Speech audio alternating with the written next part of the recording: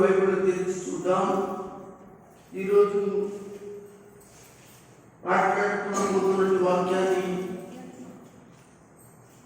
ఈ లోకానికి యేసుక్రీస్తు ఎందుకు వచ్చెను, ఈ లోకానికి యేసుక్రీస్తు ఎందుకు వచ్చెను,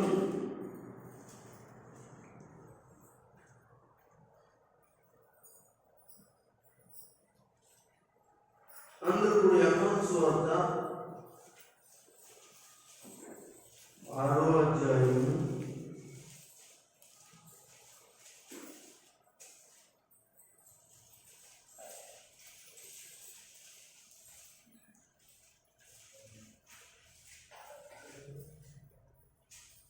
యోహాను సువార్త 6వ అధ్యాయం యేసుక్రీస్తు ఎందుకు, ఈ లోకానికి యేసుక్రీస్తు ఎందుకు వచ్చెను. యోహాను సువార్త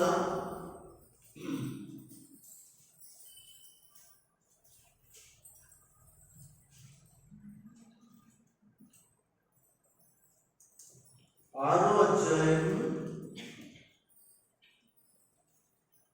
38వ వచనం చదవండి. నా ఇష్టము నెరవేర్చుకున్నటకు నేను రాలేదు. నన్ను పంపిన వారి చిత్తము నెరవేర్చుటకే పరలోకము నుండి దిగి వచ్చి తిని. ఈ లోకానికి యేసుక్రీస్తు ఎందుకు వచ్చెను వింటున్నారా? జాగ్రత్తగా ఒక 3-4 మాటలు చెప్పనున్నాను. మళ్ళా చెప్తున్న అంశం, ఈ లోకానికి యేసుక్రీస్తు ఎందుకు వచ్చెను అని అంటే, ఆయన అంటాడు, ఆయన చెప్తారు, ఆయన మాట్లాడతాడు. యేసు ప్రభు, నా ఇష్టమును నేను నెరవేర్చుకోవడానికి రాలేదు. దేవుని బిడ్డలారా, మీరు ప్రశ్నించుకోండి మీ గురించి.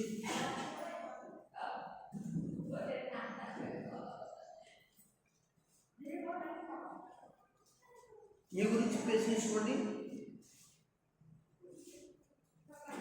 యేసు ప్రభు అన్నాడు, నేను ఈ లోకానికి నా ఇష్టము నెరవేర్చుకున్నట్టుకు రాలేదు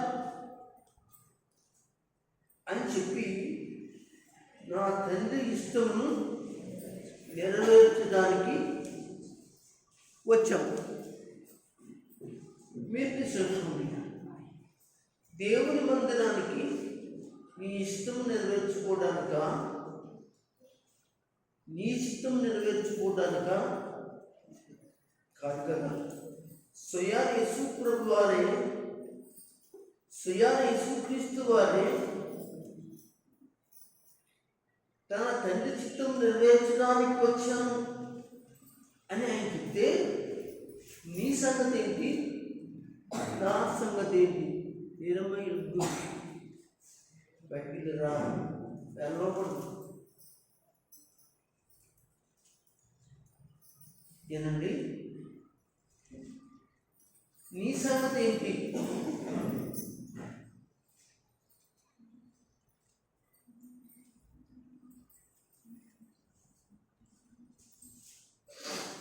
అది ఏం చెప్పాలా? చూడండి, అది కూడా నేను చెప్పాలా, మీరు చెప్తారా అని నేను చూస్తున్నాను. నేను జవాబు ఇచ్చేసింది. యేసు ప్రభు, నేను ఈ లోకానికి నా ఇష్టం నెరవేర్చుకోవడానికి రాలేదు, నా తండ్రి ఇష్టం నెరవేర్చడానికి, చిత్తం నెరవేర్చడానికి వచ్చాను. అయితే మీరు దర్శించుకోండి అన్నాను. పరీక్షించుకున్నారని నేను అనుకుని, అయితే మీ సంగతి ఏంటి అంటే మందిరానికి రావడం, దేవుని సన్నిధికి రావడం, దేవుని యొక్క సన్నిధిలో దేవుని ఎదుట మనం ఉండటం, మన పరిస్థితి ఏంటి? మన ఇష్టాన్ని నెరవేర్చుకోవడానిక, లేక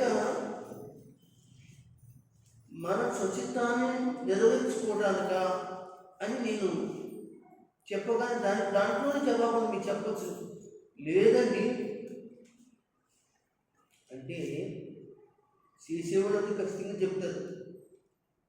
మా తొందర గురించి మాట్లాడుతున్నాం, మీరు ఎవరు మాట్లాడలేదంటే మీరు అందరూ కూడా దేవుని చిత్తాన్ని చేయడానికి కాదు. మందిరానికి ఇంటికి వస్తున్నాము అంటే దేవుని ఇష్టాన్ని చేయడానికండి, దేవుని చిత్తాన్ని చేయడానికండి, దేవుని ఇష్టాల ప్రకారంగా బతకడానికండి అని మీ దగ్గర నుంచి నాకు జవాబు వస్తుందేమో అనుకున్నాను, కానీ రాలేదు. అంటే మీరు ఎలా బతకాలనుకున్నారు? మీ ఇష్టానుసారంగా బతకాలనుకున్నారు, కానీ ఆదివారం రావాలనుకున్నారు. మీ ఇష్టానుసారంగా బతకాలనుకున్నారు. శనివారం రావాలనుకున్నారు. మీ ఇష్టానుసారంగా ఉండాలనుకున్నారు. అనగా ఆయా ప్రార్థనలు రావాలనుకున్నారు. మీ ఉద్దేశ ప్రకారంగానే బతకాలనుకున్నారు. ఇది అందుకే మీ దగ్గర నుంచి ఏం రాలేదు? జవాబు రాలేదు. పరిశుద్ధాత్ముడు ఆయన మాట్లాడుతున్న ఈ మాటకి మీరు ఆలకించి చిత్తగించారంటే ఆ పరిశుద్ధాత్ముడు మిమ్మల్ని మంచి త్రోవలో ఆశీర్వాదకరంగా ఉంచుతాడు.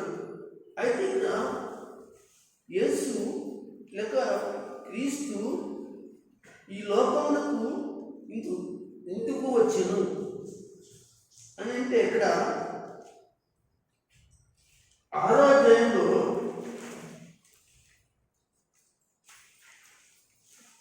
38వ వచనంలో నా ఇష్టం నెరవేర్చుకుంటూ నీవు రాలేదు ఖచ్చితంగా చెప్తున్నాడండి. ఏమండి ఒక మాట నయంగా మీరు అందరూ చూడగలరా? నయంగా చూడండి. అందరూ యేసు ప్రభు దేవుడేనా? చెప్పండి అందరూ. యేసు ప్రభు సందేహం చెప్పండి. యేసు ప్రభు దేవుడేనా కదా? దేవుడే కదా? సందేహాలు లేదు కదా? మీ అందరికి సందేహం లేదు కదా? సందేహం ఉన్నవాడు కూడా ఈ విషయాన్ని చెప్తున్నాను. అంటే ఆయన దేవుడైతే ఆయన ఇష్టానుసారంగా ఆయన చేసుకోవచ్చు కదా? చేసుకోవచ్చా లేదా? అంటే మీరు చెప్పే జవాబులోనే నా ప్రశ్నలోనే జవాబు ఏముందో మాట్లాడగలను. అంటే ఆయన దేవుడు, ఆయన దేవుడైతే ఆ ఇష్టానుసారంగా చేసుకోవాలి కదా? కానీ ఆయన అంటాడు, నేను నా ఇష్టాన్ని చేయడానికి రాలేదు. చూడండి, ఆయన మనకు నేర్పుతున్న ఒక పాఠం, ఆయన ఒక విధానానికి వెతికి ఆయన విధేయుడిగా నడుస్తున్నాడని అర్థం.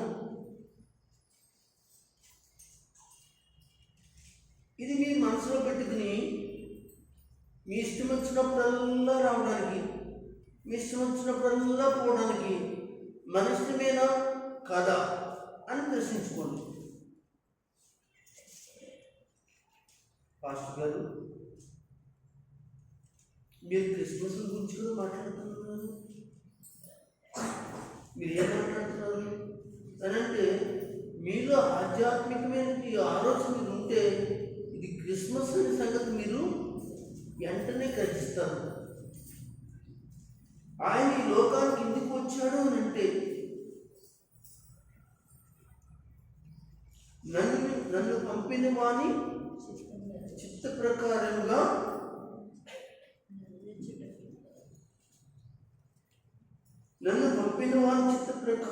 నెరవేర్చుటకే పరలోకం నుండి దిగి వచ్చి తిని. దేవునికి స్తోత్రం చెప్పండి. అయితే మనమందరం ఎక్కడి నుంచి దిగొచ్చాము? యేసు ప్రభు దేవుడు కనుక పరలోకానికి దేవుడి దగ్గర దిగొచ్చాడు, కరెక్టే. మనం ఎవరి దగ్గర నుంచి దిగొచ్చాము? చేసుకుంటే జవాబు నేను చెప్తాను. మనం కూడా దేవుని దగ్గర నుంచి దిగొచ్చాం. ఎక్కడి నుంచి వచ్చాం? దేవుని దగ్గర నుంచి దిగొచ్చాం.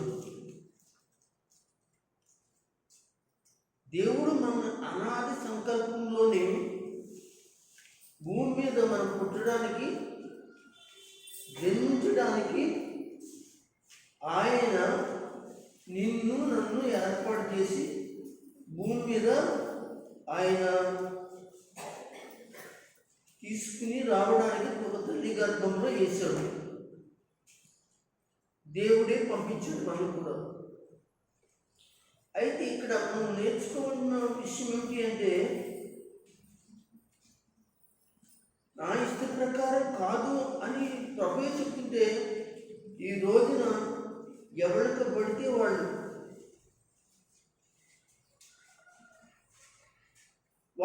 ఇష్టాలు చేసుకోవడానికి ఇష్టపడుతున్నారు.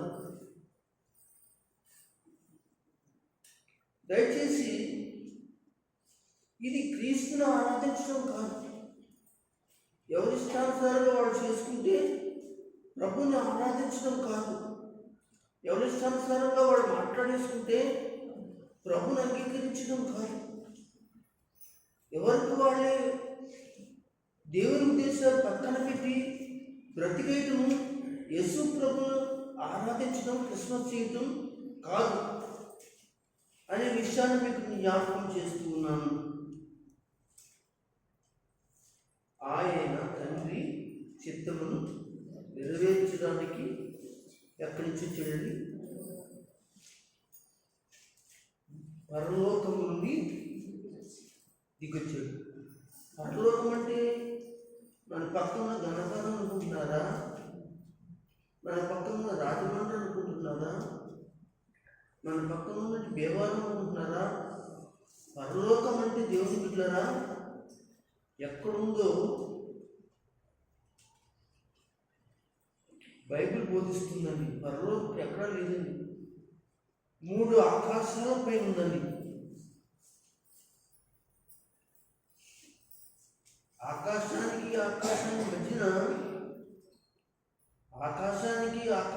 మధ్యన ఎన్నో విచిత్రాలైన వాటిని, గ్రహాలను, లోకాలను సృష్టించిన సృష్టికర్త ఆయన 3వ ఆకాశం పైన ఆయన ఉన్నాడు. అక్కడి నుంచి ఇక్కడికి మరియమ్మ వారి యొక్క కన్య మరియమ్మ వారి యొక్క గర్భమును దాల్చి ఈ లోకాన్ని ఇడిపించడానికి, ఈ లోకంలో పాపాన్ని పరిహరించడానికి ఆయన వచ్చారు. అందరూ స్తోత్రం చెప్పండి. హల్లెలూయా.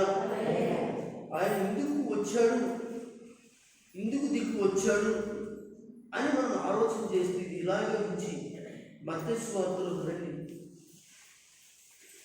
20వ అధ్యాయం తెరవండి.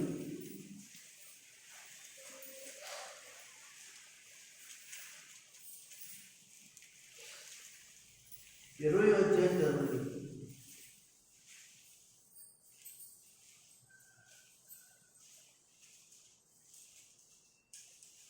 28వ వచనం చదవండి.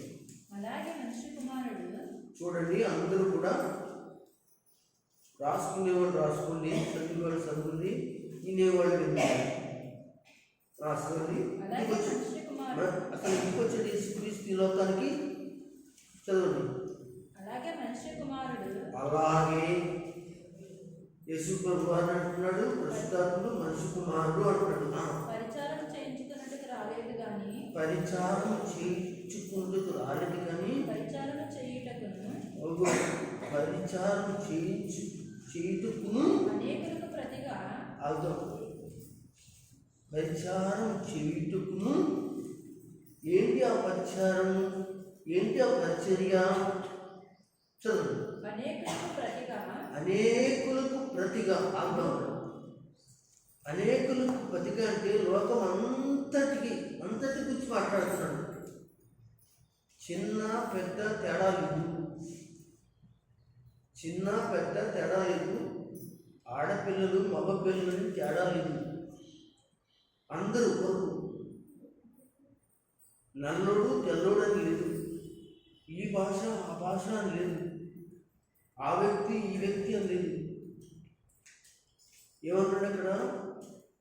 అనేకులకు ప్రతిగా. అనేకుల కొరకు ప్రతిగా అంటే అనేకులకు ప్రతిగా ఆగం. ప్రతిగా నేను చూడండి, ప్రతిగా ఉదాహరణగా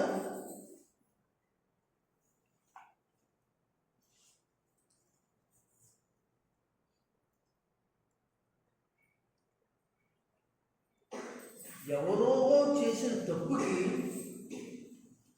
ఎవరో చేసిన పొరపాటుకి, ఎవరో చేసిన పాపానికి, ఎవరో చేసిన అక్రమానికి, ఎవరో చేసిన అన్యాయానికి వాళ్ళకి ప్రతిగా వాళ్ళెవరు? చెప్పిన వాళ్ళెవరు? మనమే. అక్రమం చేసిన వాళ్ళు మనమే, అన్యాయం చేసిన వాళ్ళు మనమే, పాపం చేసిన వాళ్ళు మనమే, దుర్మార్గులుగా ఉన్న మనమే, అవినీతిగా ఉన్న వాళ్ళు మనమే, దేవునికి విరోధంగా ఉన్న వాళ్ళు మనమే. మనకి ప్రతిగా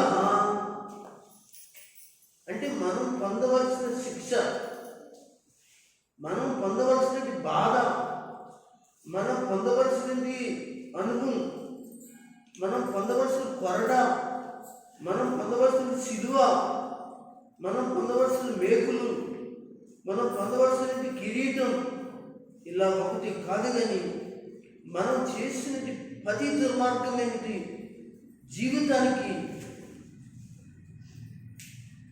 మనకి ప్రతిగా ఒక ఆయన ఈ లోకానికి దిగి రావాల్సి వచ్చింది. ఆయనే ప్రభు అయినా. అందుకే యేసు ఈ లోకానికి ఎందుకు వచ్చాడు,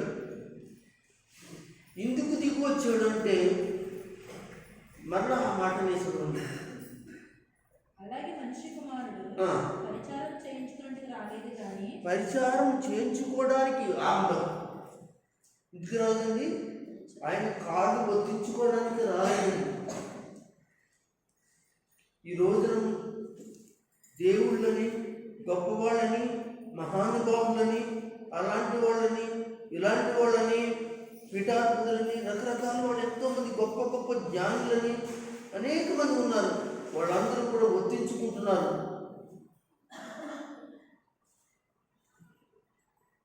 ప్రజలకు వాళ్ళు సేవ చేయడానికి రాలేదు. వాళ్ళు రకరకాలుగా వాళ్ళు ఏం చేస్తున్నారో తెలిసి ఒత్తించుకుంటున్నారు, నొక్కించుకుంటున్నారు కాళ్ళు చేతులు, అనగా అభిషేకాలు చేయించుకుంటున్నారు. కానీ యేసు ప్రభు వారు అందుకొరకు రాలేదండి. ఇందుకొరకు చెడు అక్కడ రాస్తున్నాడు, వరుస్తుంది. అనేకులకు ప్రతిగా, అనేక మంది చేసిన తప్పులకు ప్రతిగా ఇదిగో విమోచన క్రయధనముగా దేవునికి స్తోత్రం. ఈ లోకంలో ఉన్న వాళ్ళ అందరి నిమిత్తమై విమోచన అంటే ఇడిపించడం. విమోచన అంటే ఇడిపించడం. విమోచన తర్వాత ఏమన్నా క్రయ ధనం అంటే అందరి కొరకు క్రయం చెల్లించాడట. ఏ క్రయం? రక్తం అనే క్రయం. జాగ్రత్తగా వినండి. వేరే చేసేటువంటి ప్రసంగాలు వేరుగా ఉంటాయి. నేను చేసే ప్రసంగాలు చాలా ప్రాముఖ్యంగా ఉంటాయి. చెప్పండి, చెప్పండి. ఆయన ఎందుకు వచ్చాడు? అనేకులకు ప్రతిగా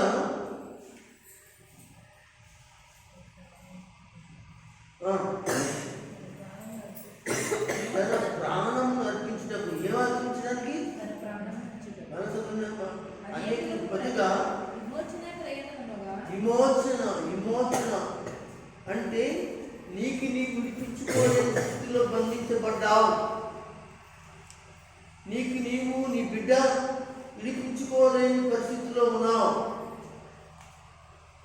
వినండి, అంటే బంధించబడ్డావు.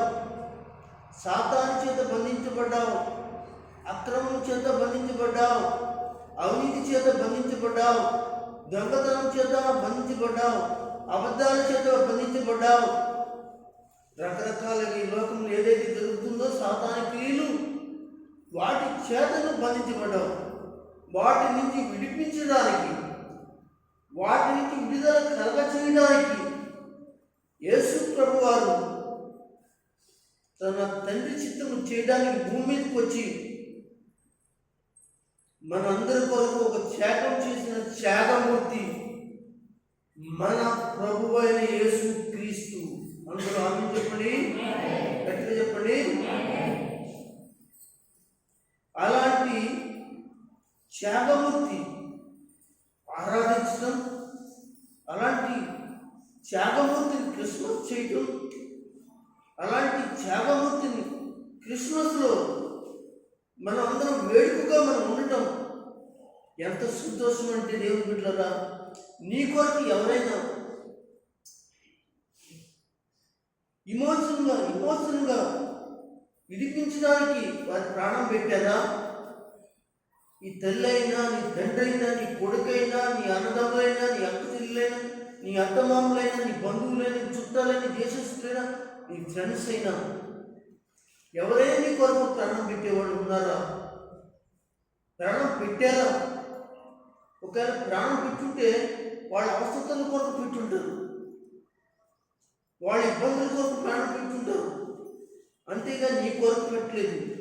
రెండోదిగా నీ పాపముల కొరకు అసలు పెట్టలేదు.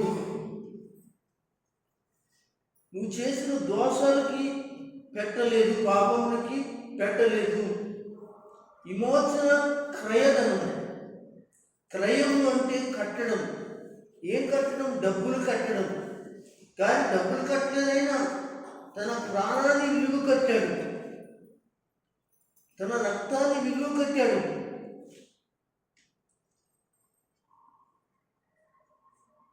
అర్థమైందండి?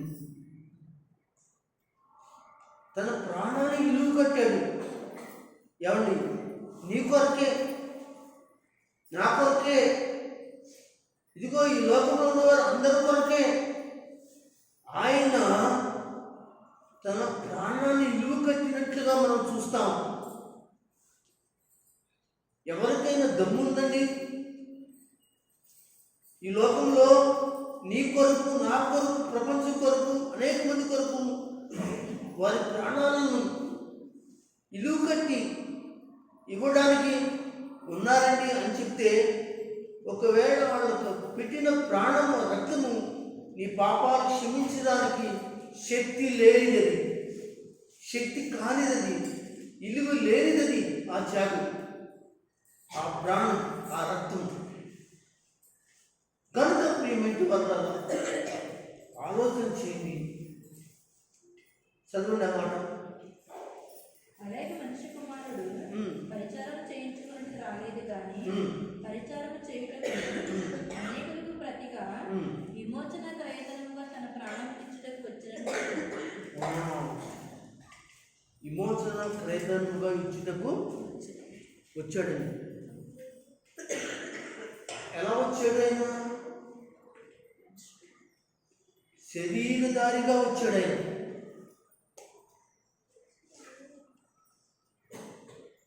ఎలా వచ్చాడు ఆయన? శరీరధారిగా వచ్చాడు. పరలోకంలో అంటండి తండ్రి, కుమార, పరిశుద్ధాత్మలు వాళ్ళు ఆలోచన చేసుకున్నారట. ఏమని?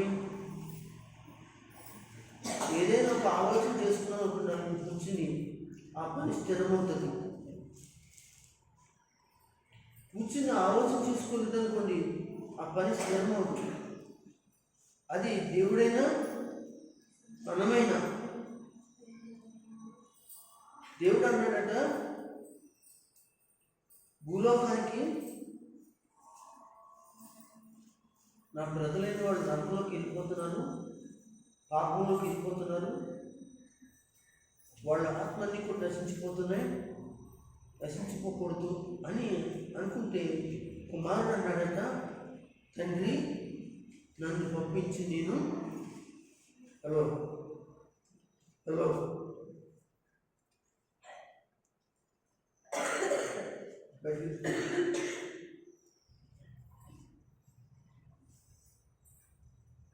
మంచి సబ్జెక్ట్ దేవుడు మాట్లాడుతుంటే సిద్ధాన్ని ఏం చేస్తారంటే నిద్రకలం చేస్తాడు ఎవరికైనా. ఈ బయట వచ్చింది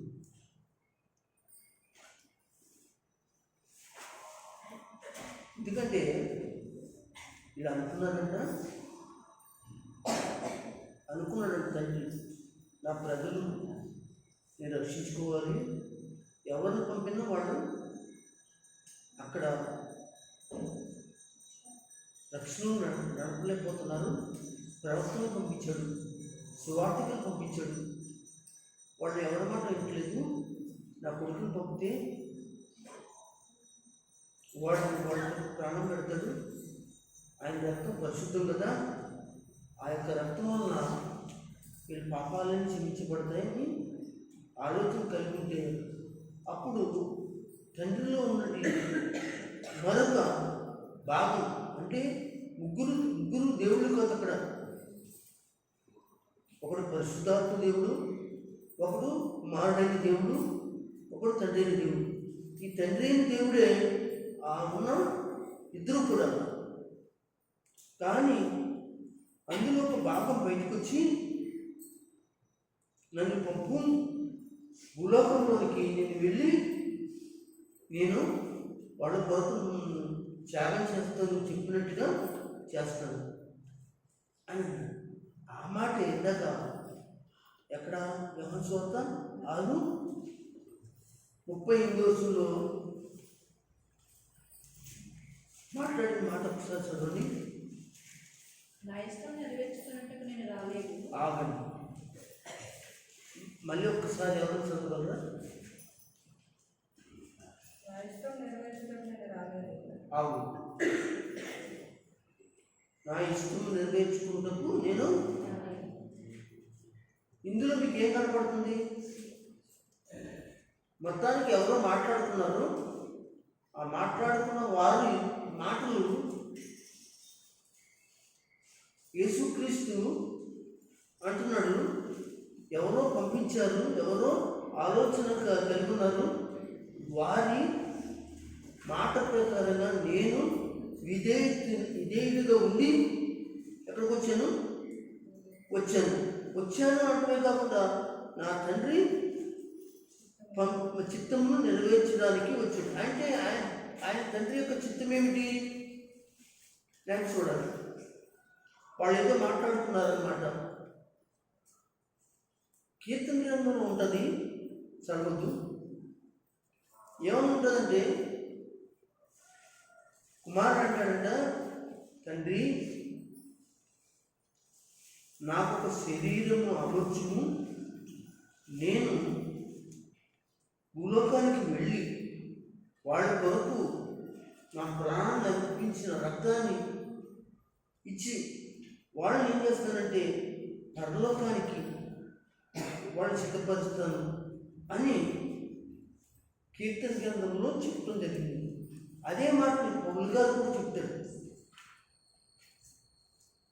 చూద్దాం, కనపడుతుంది, చూద్దాం. ఎప్పుడు రాసిన పత్రికలో ఉంటుంది,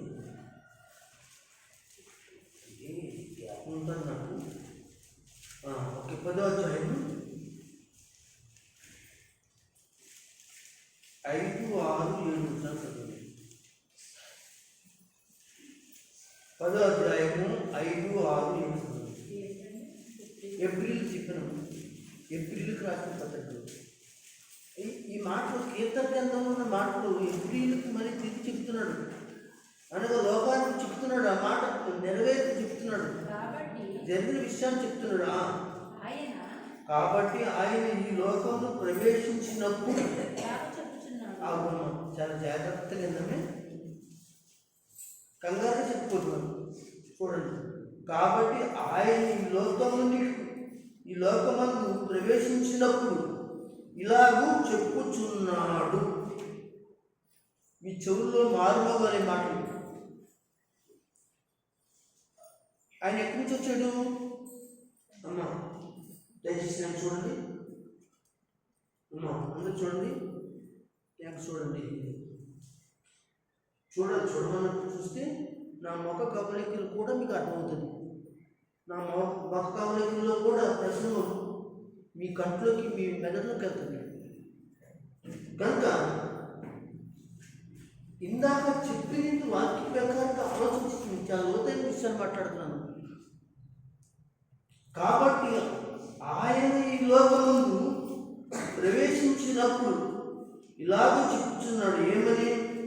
బలి అర్పణ కోరలేదు కానీ, బలి అర్పణ కోరలేదు కానీ అంటే దేని కొరకు? ప్రజల కొరకు, దేశాల కొరకు బలి అర్పణ కోరలేదు. ఏంటి బలి అర్పణ? మేకల యొక్క బలి, గొర్రెల యొక్క బలి, పౌరుల యొక్క బలి కోరలేదు కానీ నాకు ఒక శరీరం అమర్చితివి. గట్టిగా స్తోత్రం చెప్పండి. ఎప్పుడైనా చూసారా ఈ మాట? ఎప్పుడైనా చూసారా? ఇంతకుముందు కీర్తన గ్రంథంలో ఉంటుంది కూడా. ఆ ప్రవచనాన్ని తీసుకొచ్చి ఎక్కడ పెడుతున్నాడు పౌలు గారు? ఎబ్రీల్కి చెప్తున్నాడు, ఎబ్రీలరా మీరు వచ్చిన మెస్సీని మీరు ఏం చేశారంటే చంపేసి సిలివేశారు. ఇదిగో ఆ యొక్క శరీరము మన దేవుడు అమర్చాడు, అనే శరీరదారితో వచ్చాడు. ఇంకా బలులు కానీ, బలిపీఠ మీద రక్తం కానీ ఈ అవసరం లేదు అంటూ, కాబట్టి ఆయన లోకమందు ప్రవేశించినప్పుడు ఇలాగా చెప్పుచున్నాడు, బలియు అర్పణయు నీవు కోరలేదు. దేవునికి స్తోత్రం. వీళ్ళు మాట్లాడుతున్నారంటే బలి అర్పణ వల్ల లాభం లేదు. మీకు అర్థమవుతుంది? బలి వలన మరి లాభం లేదు, నైవేద్యాల వలన లాభం లేదు. తండ్రి నన్ను పంపించు, నా రక్తాన్ని ఏం చేస్తానంటే నీ రక్తమే కదా, అది పరిశుద్ధ రక్తం కదా, ఆ రక్తాన్ని ఏం చేస్తానంటే వాళ్ళని ప్రోక్షించి ఎవరైతే నా నామంలో ఒప్పుకుంటారో వాళ్ళందరినీ కూడా నా రక్తంలో వాడిని కడిగి శుద్ధి చేస్తాను. నేను ఒప్పుకోవడమే, నేను అంగీకరించడమే నా రక్తంలో శుద్ధి అవడం కనుక నాకు ఒక శరీరము అమర్చుము. దేవునికి స్తోత్రం. అర్థమవుతుందండి? నాకు శరీరం అమర్చితివి,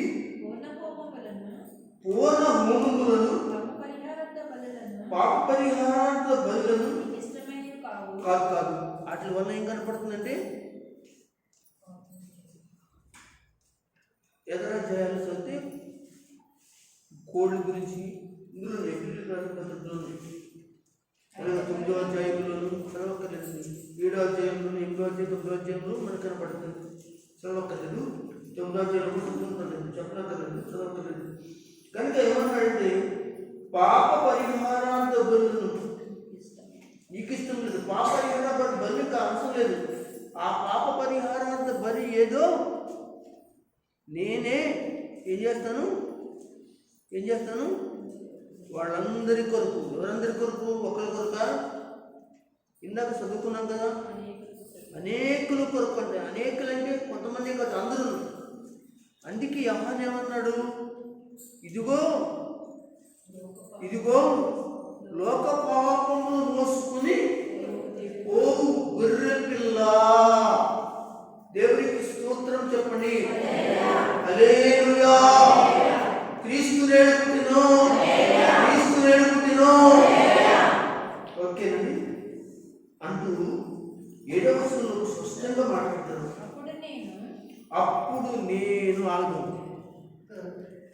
అప్పుడు నేను గ్రంథపు చుట్టలో నన్ను కూర్చి రాయబడిన ప్రకారం అవునా.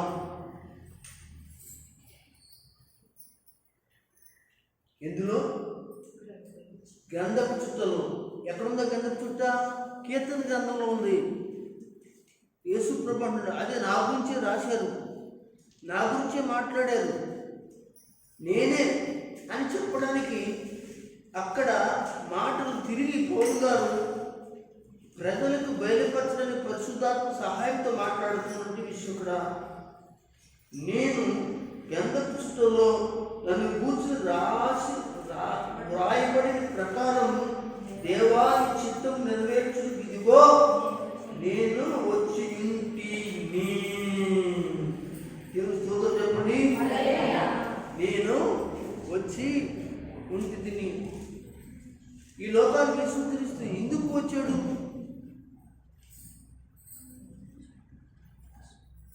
మత్తయి సువార్తలో 20వ అధ్యాయంలో చదువుకున్నాం. అనేక మందికి కొరకు వచ్చాడు. ఎవరు పంపించారు? తన తండ్రి పంపించాడు. ఆయన చిత్త ప్రకారంగా చేశాడు. అయితే ఆయన చిత్తం చేయడానికి రాలేదు, కానీ ఆయన సొంత పనులు చేసుకోవడానికి రాలేదు. తన తండ్రి చిత్తం చేయడానికి వచ్చాడు. అలాగే సంఘం కూడా ఈ రోజున కట్టబడింది అంటే, సంఘంలో చేర్చబడ్డాము అంటే, నువ్వు కూడా బాప్టిజం తీసుకున్నావు అంటే, నువ్వు కూడా యేసు ప్రభువుని నమ్ముకున్నావు అంటే ఏదో పాలంగా రాలేదు, యానాపాలంగా రాలేదు. యేసు దేవుడు నిన్ను స్త్రీగా, పురుషుడిగా, ఈ లోకంలో సంఘంలో సభ్యుడిగా దేవుడు పంపించాడంటే ఆయన పని ఉంటుంది. అది చనిపోయే వరకు కూడా ఏం చేయాలి? ఆయన పనిని చేయాలి. ఆ పని ఎక్కడుందంటే, ఇదిగో భూమి మీద తన సంఘంలో దేవుడు ఇచ్చాడు. ఎలా చేయాలో బైబిల్ నేర్చుకుంటే ఆ బైబిల్ ఆయన పని చేయడానికి మనకు నేర్పిస్తుంది. కనుక దేవుని బిడ్డలారా, యేసుక్రీస్తు ఎందుకు ఈ లోకానికి వచ్చాడు? ఈ లోకానికి యేసుక్రీస్తు ఎందుకు వచ్చాడు అనే విషయాన్ని మనం అర్థమైతే, మనం ఎందుకు వచ్చామో, మనం యేసు ప్రభువుని ఎందుకు నమ్ముకున్నామో, ఎందుకు బాప్టిజం తీసుకున్నామో, ఎందుకు దేవుని సన్నిధిలో రక్షణ పొందామో, ఎందుకు యేసు రక్తంలో కడబడ్డాము, యేసు దేవుని యొక్క సన్నిధిలో వాక్యం వింటున్నామో, యేసు కార్యక్రమాల్లో పాల్గొంటున్నామో, యేసు యొక్క మాటలు విని మనం వదిలి వెళ్ళిపోవడం కాదు, కానీ ఆయన చిత్తము చేయడానికే దేవుడు నిన్ను ఏం చేశాడు? పంపించాడని సంగతిని పూర్తిగా ఎరగాలని యేసు నామములో మరొకసారి పరిశుద్ధాత్మ దేవుడు మాట్లాడుతున్నాడు. కనుక నీవు నీ ఇష్టాన్ని చేయవద్దు, దేవుని చిత్తాన్ని చేయి. ఆ చిత్తం దైవజనుడు చెప్తాడు. ఆయన చిత్తం అనగా పరిశుద్ధాత్మ బోధిస్తాడు. దైవజనుడు చెప్తాడు, ఇలా చేయండి, ఇలా చేయండి అని చెప్తాడు. అలాగ మీరేం చేయాలి? చేసి ఆయన రాకడ కొరకు భూమి మీద దేవుని పరిచర్యలో అనేక ఆత్మలను ఏం చేయాలి? యేసు దగ్గరికి నడిపించాలి. అంతేగాని తప్ప మనం లోకంలో కలిసిపోవడానికి వెళ్ళిపోకూడదు, లోకంతో పాటు ఈడ్చిపడటానికి వెళ్ళిపోకూడదు. మనం అనేక మందిని ప్రభు దగ్గర నడిపించడానికి యేసుక్రీస్తు ఎలా వచ్చాడో అలాగ నిన్ను నన్ను కూడా పంపించాడని మాట జ్ఞాపకం పెట్టుకుని నడవండి. దేవుడి మాటలన్నీ కూడా మీ జీవితంలో ఫలింపజేసి ఆశీర్వదించును కనుక